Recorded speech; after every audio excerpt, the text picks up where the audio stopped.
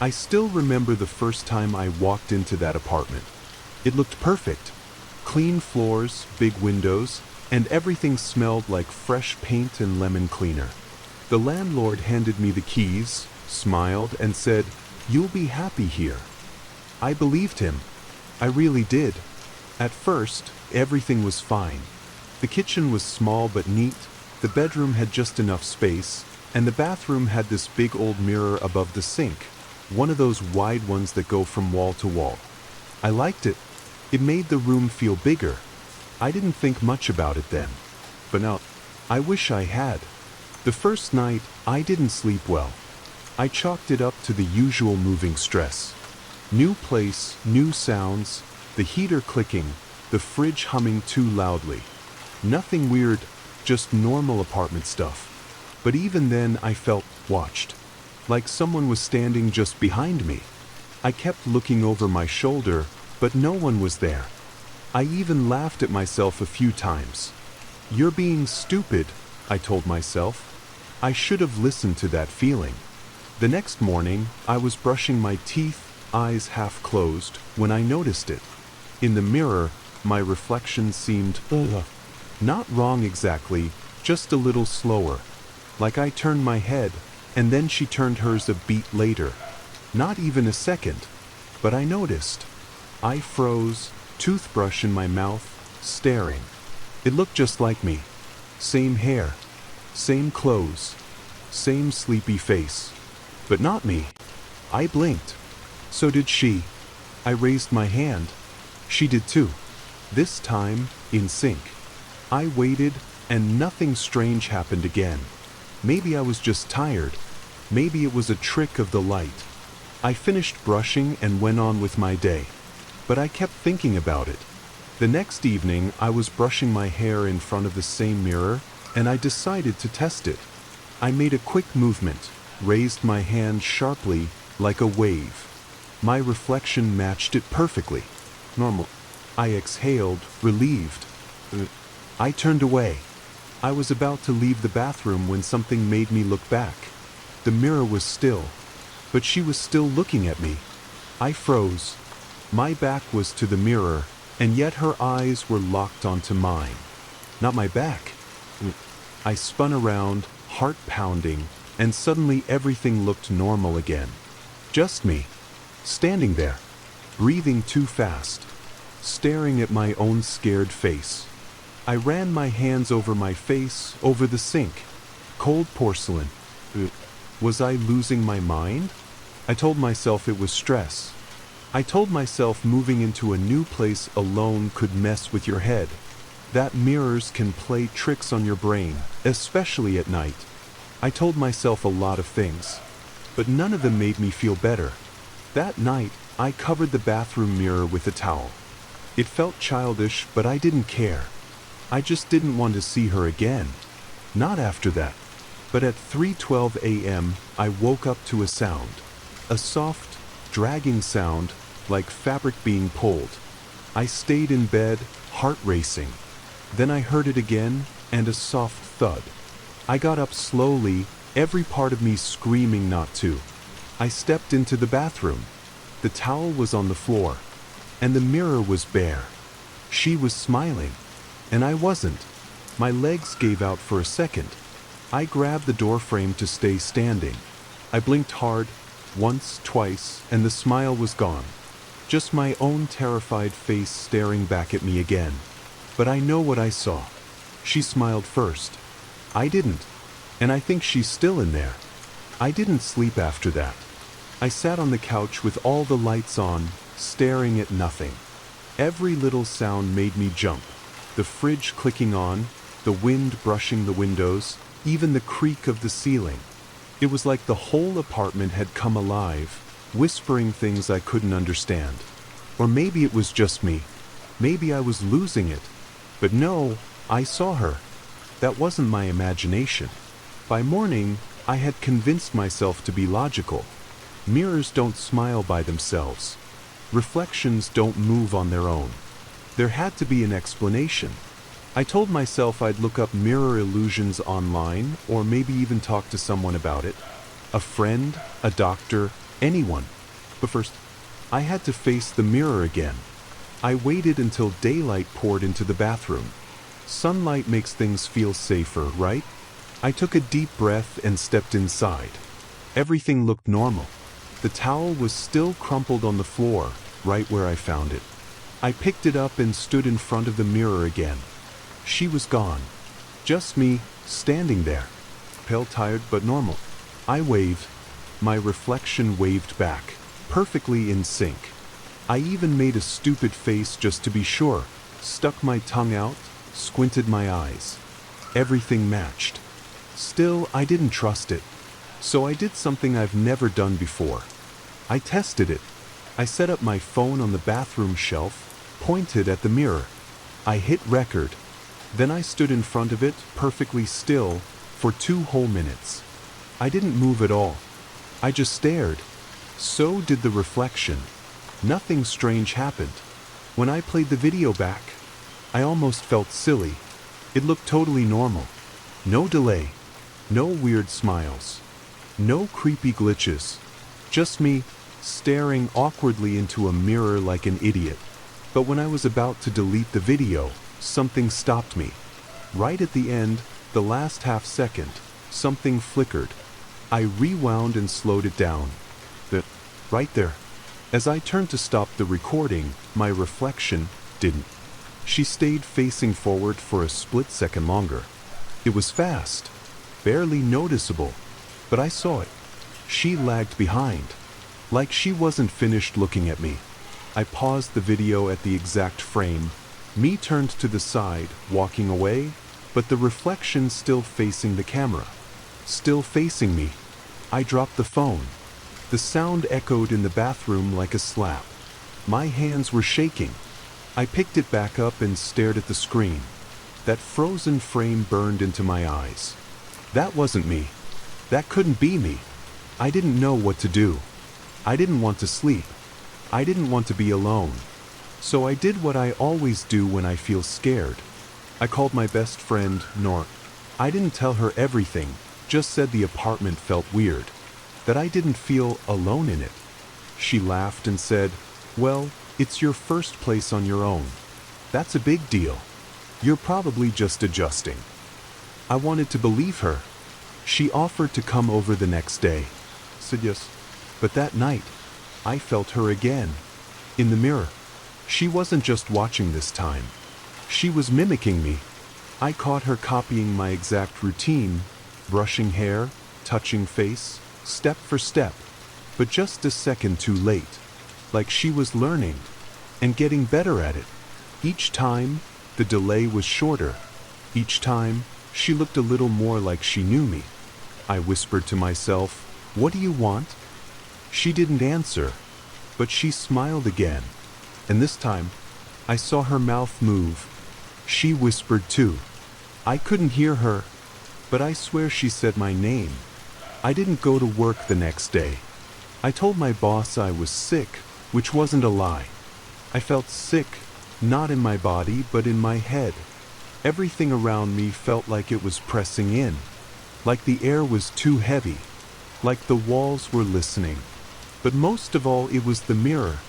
I avoided the bathroom all morning, brushed my teeth at the kitchen sink, refused to look at my reflection in the microwave door.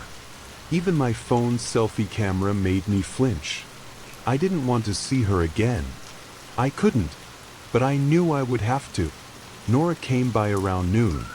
She brought snacks and that bossy energy she always has when she thinks I'm spiraling.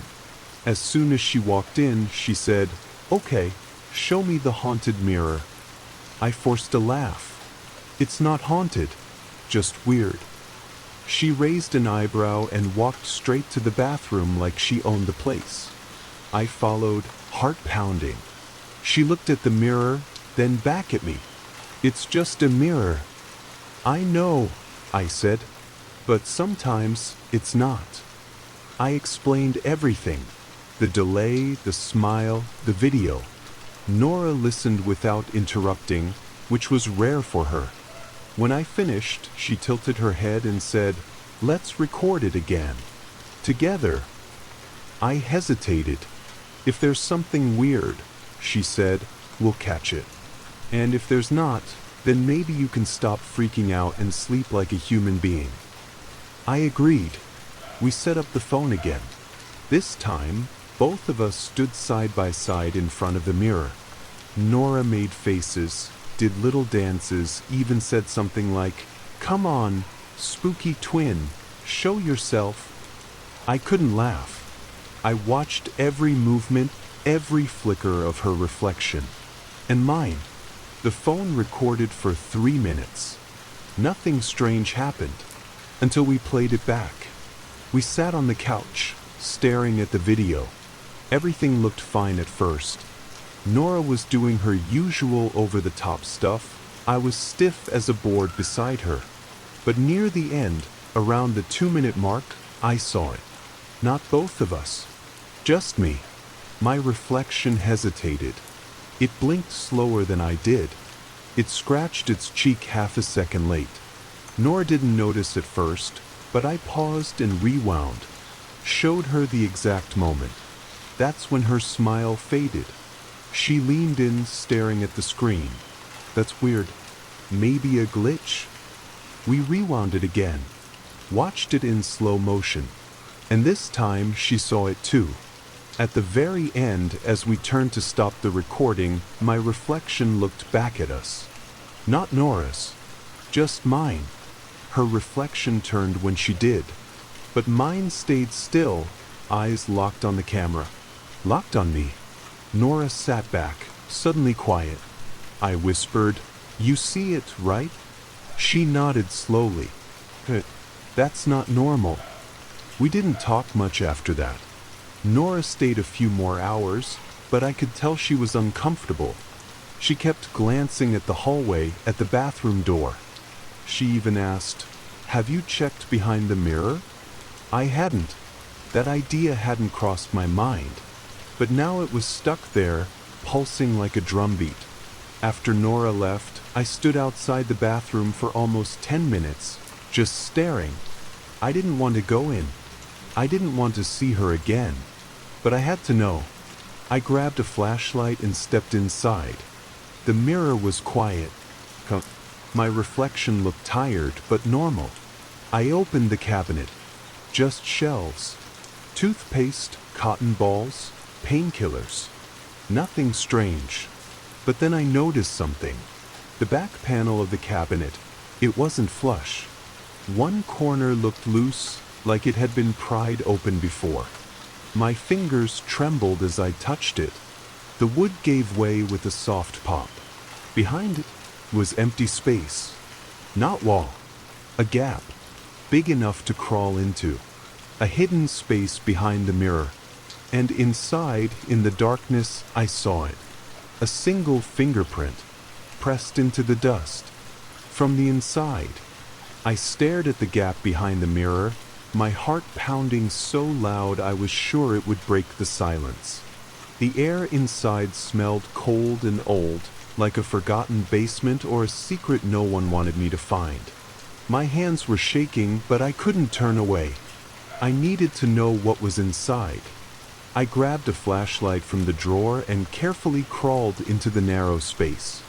It was tighter than I expected, dark and dusty. My knees scraped the rough floor, and the cold walls pressed close on both sides. I kept shining the light ahead, searching for anything at all. After a few slow steps, I saw something. A small, dusty notebook lying on the floor. I picked it up, blowing off the thick layer of dust. The cover was cracked and faded, but I could just make out the words, "My story." I opened it, the pages yellow and brittle. The handwriting was neat, careful, but the words sent chills down my spine. I live trapped behind the mirror. They don't know I'm here. I watch. I wait. I learn. Soon I will be free. My breath caught. Was this her? The reflection? Someone else? I flipped through more pages. The notebook was full of notes, dates, descriptions, drawings of the apartment, sketches of me, and even details about my life. things no one could know. How I like my coffee, the songs I hum, the way I pace when I'm nervous. She was watching me, studying me, learning everything about me. And now she was trapped behind this glass wall, waiting for something.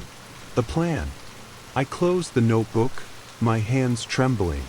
Suddenly, I heard a soft noise behind me. A whisper. "Don't be afraid." I spun around, shining the flashlight into the darkness, but no one was there. The silence stretched on. Then, from the mirror, I saw her face. Closer than before. Watching. Smiling. I wanted to scream, but my voice was gone. She reached out her hand, pressing her palm against the glass. I pressed mine back. Her eyes burned with something I couldn't explain. Hope? Desperation? Hunger? I pulled back, heart racing. I had to get out. I crawled back through the narrow space, clutching the notebook tight. When I reached the bathroom door, I slammed it shut and locked it. My reflection in the mirror was just me again. But I knew she was still there. I couldn't stop thinking about that notebook. Every word haunted me like a shadow that wouldn't go away. She was trapped behind the mirror, watching me, learning about me. What did she want? And how did she get stuck there in the first place? I kept the notebook hidden under my bed, afraid to leave it out in case someone else saw it. But I read it again and again, searching for answers. Some pages were more like a diary, full of loneliness and fear. She wrote about wanting to be free, about feeling forgotten and ignored. One entry caught my eye. I tried to reach out once. I thought she would listen, but she just looked away. Now I wait. That made me shiver. Was she trying to contact me? Was that smile, the whispers, her way of asking for help? I decided I had to do something. That night, I stood in front of the mirror, notebook in hand. The room was dark except for the glow of my phone flashlight. I spoke aloud, my voice shaking. "Who are you? What do you want from me?" For a long moment, nothing happened. Then the mirror shimmered, like water moving under a breeze. And I saw her again. Not just a reflection, but something alive. Her eyes met mine. She nodded slowly as if saying, "I'm here." I swallowed hard. "How do I help you?" She smiled, but it wasn't friendly. It was urgent. Then the mirror fogged up. Words appeared in the mist, written as if by an invisible finger. "Find the key." I rubbed my eyes, staring hard. The message faded. The key? Was there a key to free her? To open that hidden space behind the mirror? I looked around the bathroom, the apartment, everywhere I could think of. No key. But I felt it deep inside me. This was just the beginning. I was part of something bigger now. Something I didn't understand. And the mirror? It was no longer just glass. It was a door. And she was waiting on the other side. For me to open it. I didn't know if I should be scared or curious. But one thing was clear. I wasn't going anywhere. Not until I found that key. I spent the next day searching the apartment from top to bottom. Every drawer, every cabinet, even behind the baseboards, I looked everywhere.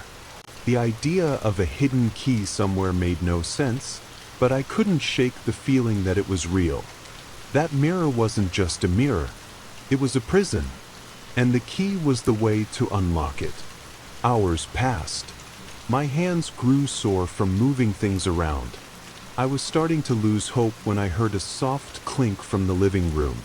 I rushed in and saw something shining under the couch. I crawled down and pulled out an old rusty key. It was small, with a strange symbol carved into the handle, like a twisted eye. I held it tightly, heart pounding. Could this be it? I ran to the bathroom, my fingers trembling as I tried the key on the back panel of the cabinet. It fit perfectly. With a soft click, the panel swung open. Inside was a narrow tunnel just like before, but now I had the key. I shone my flashlight into the darkness and took a deep breath. I knew I had to go in. Slowly, I crawled inside, the air thick and cold. The tunnel ended in a small room, lit by a strange, dim light that seemed to come from nowhere. And there, sitting on the floor, was a woman. She looked just like me, but her eyes were empty, her skin pale and cold like marble. She smiled, but it wasn't a happy smile. It was hungry. I wanted to scream, but the words stuck in my throat. She stood up slowly and whispered, "Thank you for coming." I took a step back. "Who are you?" I asked, voice shaking. "I'm the one who's been waiting, the one trapped behind the glass, the one who wants to live." Her eyes burned into mine. I realized then that this wasn't just about a mirror or a key. This was about something darker, something that wanted to take my place. I had to get out, but the door slammed shut behind me, and the mirror smiled. I was trapped. The small room behind the mirror felt like a tomb. The air was thick and cold, and the walls seemed to close in on me. The woman who looked like me took a step closer, her eyes never leaving mine. I could feel the hunger in her gaze, like she wanted to swallow me whole. "Why are you here?" I managed to ask, my voice barely a whisper. "To switch places," she said simply. "I want your life, your freedom, your world." I swallowed hard. "But why me? Why now?" She smiled, but it wasn't warm. "Because you looked. Because you saw me. Because you opened the door." Panic rushed through me. I had no idea how to get out.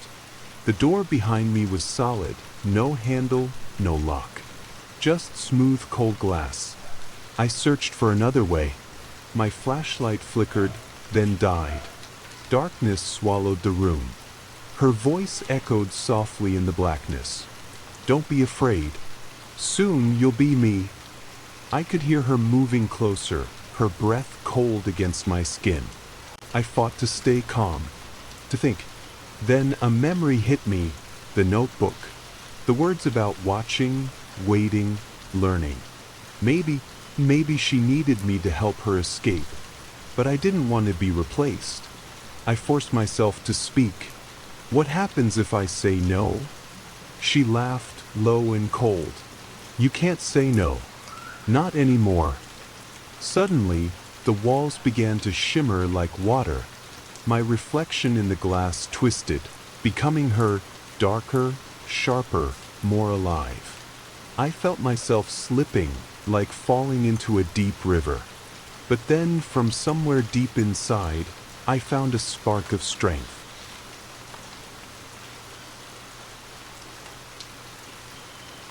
I grabbed the notebook from my pocket, the one I'd hidden away before I came in.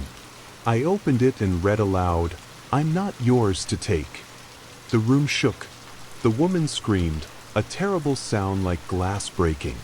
The glass door cracked, light spilling in from the bathroom. I crawled toward it, desperate. With one last push, I broke through the glass and fell back into the bathroom. I gasped, choking on air. The door slammed shut behind me. The mirror was just a mirror again. But I knew the fight wasn't over, because she was still out there, waiting, planning. And next time, she wouldn't need me to open the door. I sat on the bathroom floor, gasping for breath, my heart pounding so hard I thought it might burst. The mirror hung quietly on the wall, its surface calm and still, but I knew better. Behind that glass, she was watching, waiting. I wiped the sweat from my forehead and slowly stood up. I needed a plan. I couldn't just wait for her to try again. I grabbed my phone and called Nora. Her voice on the other end was calm but worried. "Are you okay? What happened?" I told her everything, about the woman behind the mirror, the hidden room, the key, and the fight. I expected her to tell me I was crazy, but she didn't. She just said, "I believe you. We need to figure this out." We agreed she would come over again, and this time we would search for answers together. I didn't want to be alone. While I waited, I looked again at the mirror. My reflection stared back, tired, scared, but alive. I touched the glass gently, half expecting her to reach out, but there was only cold smoothness. Then I noticed something new, a small crack running along the edge of the mirror. It wasn't there before. The crack looked like a thin lightning bolt, stretching from the top corner down toward the bottom. I ran my finger along it, feeling a strange vibration. It was like the mirror was alive, a breathing thing just under the surface. Suddenly, the lights flickered. The room chilled. I stepped back. For a moment, I thought I saw movement, a shadow shifting inside the glass. And then it was gone. I swallowed hard. This was no longer just an apartment with a strange mirror. It was a battleground, and I was in the middle of it. I waited for Nora's knock like I was waiting for a rescue ship in a storm. When she finally came in, she looked around carefully, her eyes sharp and searching. She wasn't scared, she was ready. I showed her the notebook and told her everything again, slower this time. She nodded, her face serious. "We need to understand what's holding her there," she said. "There has to be a reason she's trapped behind the mirror." We spent hours going through every page, every word. Then we found something strange, a drawing of the mirror, but with a symbol I hadn't noticed before. It was hidden in the corner, almost invisible, like a secret mark. "It looks like a lock," Nora said, tracing the shape with her finger. "Maybe the key doesn't just open the panel. Maybe it unlocks something else." I looked back at the mirror. The crack was still there, thin and sharp like a scar. "What if it's not a door behind the mirror?" I whispered. "But the mirror itself is the door?" Nora's eyes widened. "Let's try something," she said. Together, we pressed the key against the cracked edge of the mirror. At first, nothing happened. Then the glass began to ripple, like water disturbed by a stone. The crack spread wider, glowing faintly.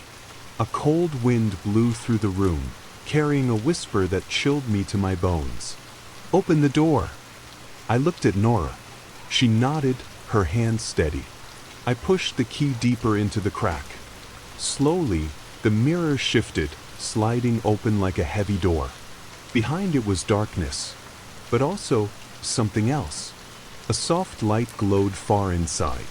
The air smelled different, older, heavier. I took a deep breath. We were about to step inside, and I knew whatever waited for us wasn't just a trapped reflection anymore. We stepped through the mirror's opening slowly, the cool air wrapping around us like a thick fog.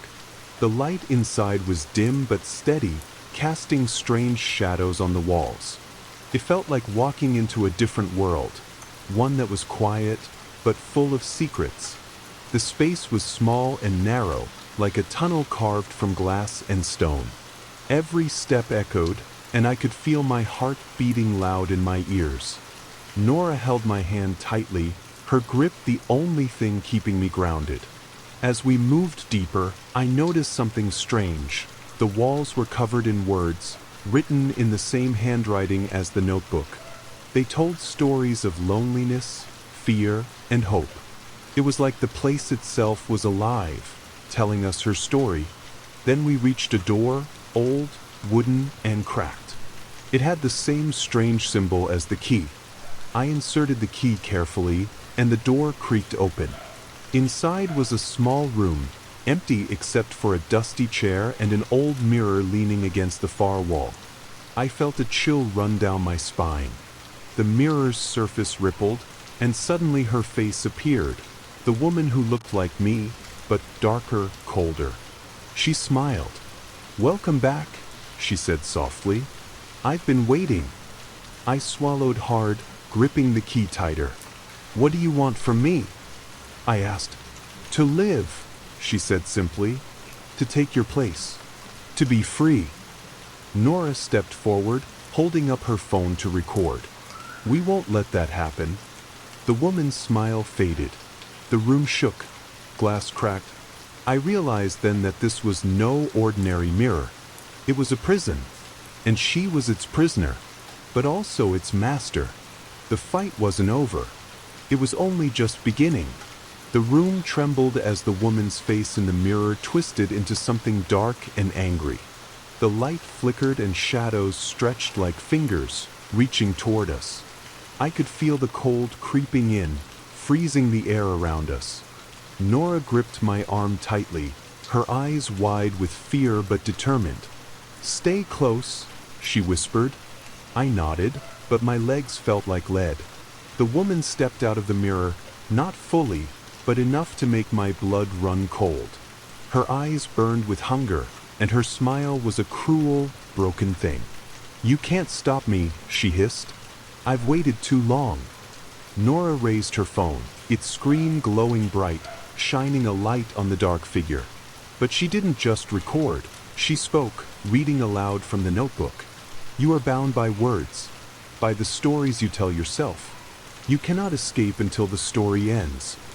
The woman faltered, her form flickering like a broken reflection. She snarled and lunged toward us, but the light from the phone seemed to push her back.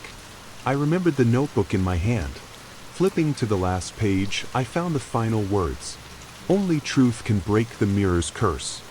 I took a deep breath and spoke loud and clear. "You're not me. You never were. You're just a shadow trapped in glass." Her scream echoed through the room as the mirror cracked wider, light pouring out like a flood. Suddenly, the woman shattered into pieces, fragments of glass falling like snow around us. The room stopped shaking. The air warmed, and the mirror was whole again. Nora and I looked at each other, exhausted but alive. The curse was broken, or so I thought, because when I glanced at the mirror one last time, I saw something small and dark move behind the glass, like a shadow waiting for its moment. I shivered. The fight wasn't over. Not yet. After that terrifying moment, I thought everything was over. The mirror looked normal again, smooth and clear. But deep down, I knew something had changed. Something wasn't right. I tried to sleep that night, but the silence felt heavy, almost loud. My mind raced with questions I couldn't answer. Was she really gone? Or just hiding, waiting for another chance? The next morning, I woke to find the apartment colder than before. I wrapped myself in a blanket and sat near the mirror, staring at my reflection. For a moment, it seemed like she might appear again. But there was only me. Still, something about the glass felt different, thinner, maybe weaker. I decided to cover the mirror with the blanket. It felt safer that way. Days passed. Nora came over often.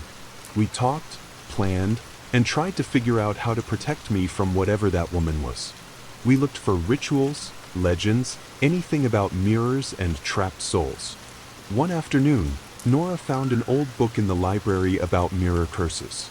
It said that sometimes, when a spirit is trapped inside, the mirror becomes a door, but only when it's broken. I looked at the mirror again. The crack was still there, faint but visible. "What if we need to break it?" I asked. Nora hesitated. "It might be dangerous, but maybe it's the only way." Together, we prepared. We covered the floor with sheets and wore gloves.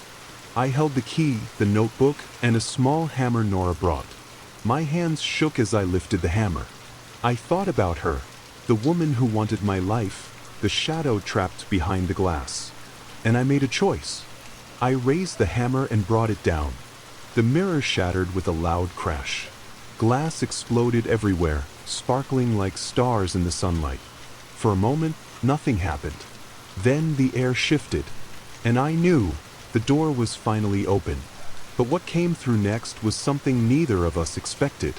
The shards of glass glittered on the floor like broken stars, and for a moment, the room was filled with silence. Then, a cold wind swept through the apartment, blowing out the candles Nora had lit for protection.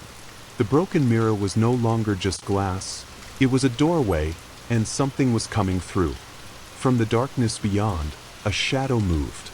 It wasn't the woman I had seen before. This was something different, older, darker, and more dangerous. It felt like a presence that swallowed light and hope. I stepped back, clutching the notebook tightly. Nora whispered, "We have to stop it." But before we could react, the shadow grew bigger, taking shape. A figure emerged, tall and thin, with eyes that burned like embers. It smiled, but the smile didn't reach its eyes. It was a smile full of hunger and power. "Thank you for breaking the seal," it said in a voice that sounded like the wind through dead leaves. "You have freed me." I felt a chill deep in my bones. This wasn't just a trapped soul or a reflection gone wrong. This was something ancient, something that had been locked away for a reason. Nora raised her phone again, shining light on the figure. "Who are you?" she demanded. The figure laughed, a sound that echoed through the empty rooms. "I am the shadow behind all reflections, the darkness that waits when the light fades. And now I am free." Panic flooded me. I wanted to run, to hide, but my feet were frozen. Then, the notebook in my hand began to glow faintly. The words on the pages shimmered like fire. I opened it to the first page, and a new line appeared. "Face the darkness with truth, or be consumed by lies." I knew what I had to do. I squared my shoulders and faced the shadow. "I will not be afraid," I said firmly. "I will face you." The room seemed to hold its breath. The battle between light and dark was just beginning. The shadow's eyes narrowed, as if surprised by my courage. It moved closer, but I didn't back down. The glowing notebook felt warm in my hands, like a shield made of words and truth. "You think words can stop me?" the shadow hissed. "I am the darkness inside everyone. The fear, the doubt, the lies." I took a deep breath and opened the notebook wide. The pages shone brighter, filling the room with soft light. "I don't believe in your darkness," I said, "because I know who I am, and I know the truth." The shadow recoiled, its form flickering like a dying flame. It tried to speak, but the light was stronger, burning away the shadows that clung to the corners of the room. Nora joined me, holding her phone's flashlight steady, shining the light on the shadow. Together, our light grew stronger. The shadow screamed, a sound like glass breaking and wind howling. Then, with a final flash, it vanished. The room fell silent, filled with warm, golden light. I looked at Nora, relief washing over me. "We did it," she said softly. But even as I nodded, I couldn't shake the feeling that somewhere, deep inside the broken mirror's frame, a small, dark flicker still waited. Because some shadows never fully disappear. They only wait for the next crack. Weeks passed, and the apartment slowly felt like home again. The mirror was gone, just shattered glass now, cleaned up and tossed away. The strange coldness lifted, replaced by warm sunlight that filled every corner. For the first time in a long time, I felt safe. Nora stayed close, and together we talked about what had happened, about shadows, mirrors, and the strange connection between them. It all felt like a nightmare I might wake from, but the notebook stayed on my shelf, a reminder of everything I'd faced. One quiet evening, I sat by the window, watching the city lights flicker as night fell. My reflection smiled back at me from the glass. Simple, normal, but just before I turned away, I thought I saw something in my reflection's eyes. A small, almost invisible shadow, like a flicker of movement. I blinked and it was gone. I smiled, telling myself it was just my imagination. But deep down, I knew better. The mirror's story wasn't finished. And maybe, just maybe, neither was mine.